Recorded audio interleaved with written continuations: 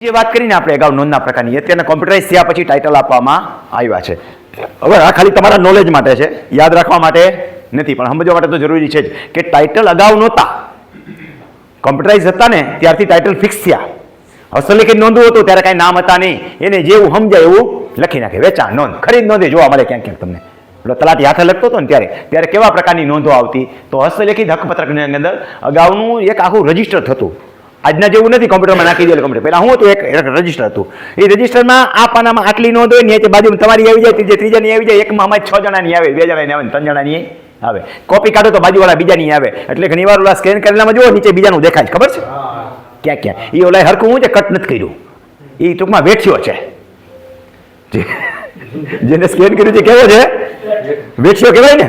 ક્યાંક ક્યાંક ઓલું સાચું એ કાપી નાખ્યું હોય, ક્યાંક ક્યાંક ઓલું સહી વાળું હોય, નોંધ વાળું ત્યાંથી આમ ઉડાડી દીધું હોય. હા, એ વેઠ્યો છે. ખરેખર એને સ્કેનિંગ કરતી વખતે કટ કરીને હરખું કરવું જોઈએ. એટલે ક્યાંથી આવ્યું આ તમે જોતા હો ત્યારે તો મૂળ રજિસ્ટર હતું હાથની ભાવનું. હાથ રેપીના રજિસ્ટરનો ફોટો પાડ્યો એક એકનો, જેને જે લાગુ પડતો હતો એ ફોટો પાડી એ ક્રમ વાઇઝ જે છે એ ચડાવી દીધો. સમજાઈ ગયું? જેથી કરીને એકબીજાને ઘણામાં તો 2-3 જણાની નોંધો ભેગી ચડેલી છે, એ તમને દેખાય. 506 આખી દે 570 3-4 લીટી તો વાંચી શકો એટલી પણ હોય. તો આખું એક હાથનું રજિસ્ટર હતું.